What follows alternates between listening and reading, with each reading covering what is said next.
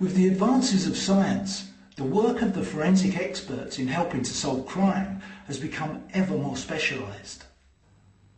Forensic dentistry, or odontology, is now accepted as an essential part of forensic sciences. Our first case was one of the most shocking of its day, and it was the dental evidence that finally nailed the murderer. As his trial in 1949 would expose, George Haigh was a callous killer, whose motivation was always money, and whose victims were always those he called friends. In February 1949, Haigh's gaze fastened on the woman who was to become his sixth victim. With cold calculation, he premeditated not only her death, but also a foolproof plan to defy detection. He had known Mrs. Durham Deacon, a fellow resident at the Onslow Court Hotel in London, for 4 years. He had charmed her and the other elderly guests with his suave appearance, attentiveness, and apparent prosperity. Haigh was deep in debt, and Mrs. Durham Deacon, with her expensive clothes and jewellery, became the means by which he sought to escape his creditors. Having chatted to Mrs. Durham Deacon about a business venture producing false fingernails, he arranged to take her to his factory in Crawley, 30 miles south of London, on Friday the 18th of February. How could she have imagined what Haigh was really planning? On Saturday, there was some concern at the Onslow Court Hotel that Mrs. Durham Deacon had not returned. By the Sunday, her friend Constance Lane and the hotel staff were very worried indeed. Ever the considerate resident, Haigh suggested they inform the police, so he drove Miss Lane to the local station to make a statement. Haigh wasn't the first villain ever to act in an overconfident manner. He'd killed before and not been caught. Perhaps he thought he was invincible. Initially, it was one of the oldest tools of criminal investigation, human intuition, which should never be overlooked, but played a major role. The woman police officer, Alexandra Lambourne, had listened to the report about the missing friend. She felt uneasy about Haigh, and when it came out that Miss Durham Deacon had told Miss Lane that she was visiting Haigh's workshop, Haigh replied she did not turn up. On a hunch, the policewoman ran a check on Haigh, which revealed that he'd been in prison several times for fraud, looting and selling stolen goods. The police began to take an interest in Haigh. With still no sign of Mrs. Durham Deacon, they visited the Onslow Court Hotel, and after learning that he had just paid off his large bill, they decided to take a look at his so-called factory. On the 26th of February, the police searched Haigh's workshop. Several items caught their attention. 2 large vats containing acids stood in the middle of the floor. A rubber apron hung on the wall, and on a workbench there was an army-type respirator, along with a leather hat box and a briefcase. The police took the last items away for further examination. Among the papers in the briefcase was a dry cleaning receipt. When the police visited the cleaners, they were handed a fur coat, which they were told had been brought in by a dapper gentleman. It was identical to the one Mrs. Durham Deacon was wearing when she disappeared. The hat box contained a revolver.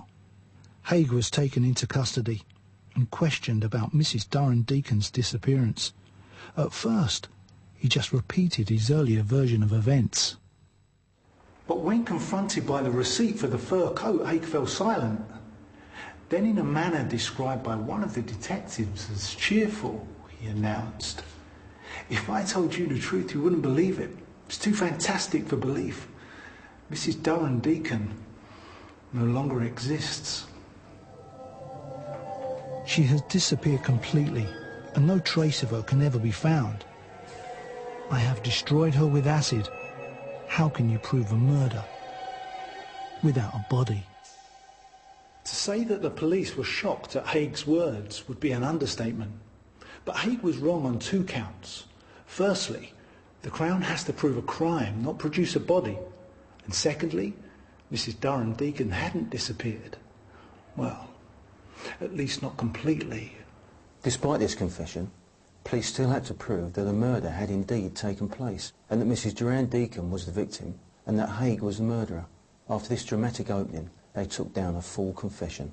He told them that Mrs. Durham Deacon had gone with him to the workshop in Crawley, and while she was looking at some pieces of plastic, he had shot her in the back of the head with a .38 revolver. After removing her coat and jewellery, he'd forced her body into a 40-gallon steel drum. And after putting on his protective outfit of apron, gloves and mask, he then pumped it full of neat sulphuric acid.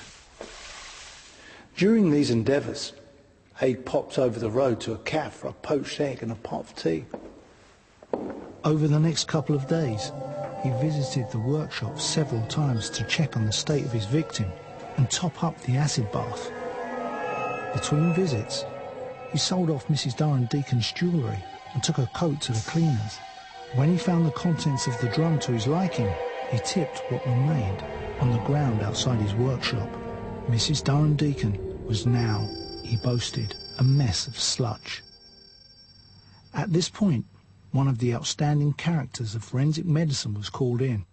Keith Simpson was then a young pathologist, but his work on what became known as the acid bath murder would become legendary.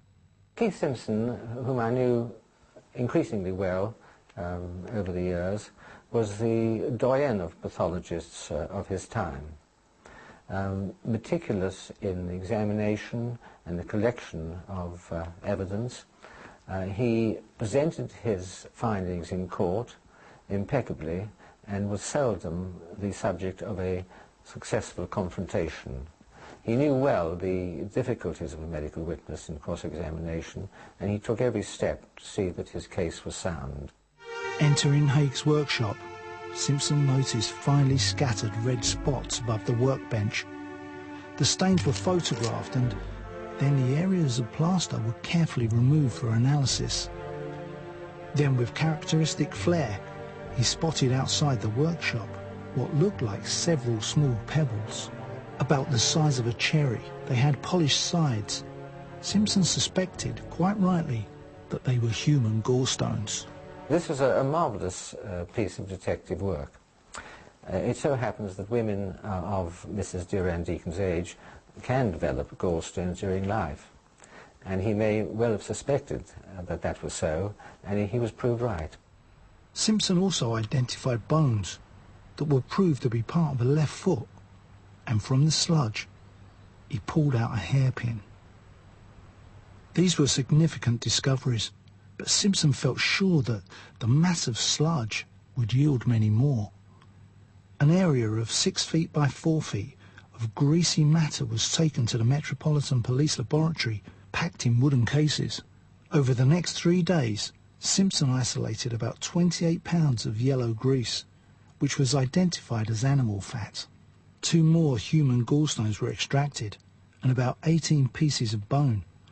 Simpson was able to identify a pelvic bone, which was clearly female.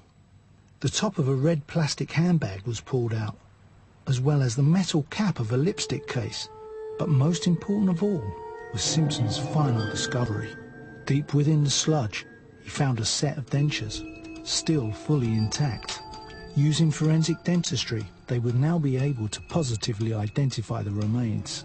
Forensic odontology, forensic dentistry, is that part of forensic medicine which deals with the correct handling of dental evidence, its presentation in court in the interest of justice. The hard dental tissues are the least destructible of the human body, and they can withstand insult by immersion, mutilation and fire. And as such, in the first instance, we rely on knowing the arrangement of the teeth. Everybody's dentition is characteristic of the individual, and as such, if recovered, can be matched up against either the physical known features of a person or against the treatment that that person has had in life. Mrs. Durham Deacon's dentist was approached.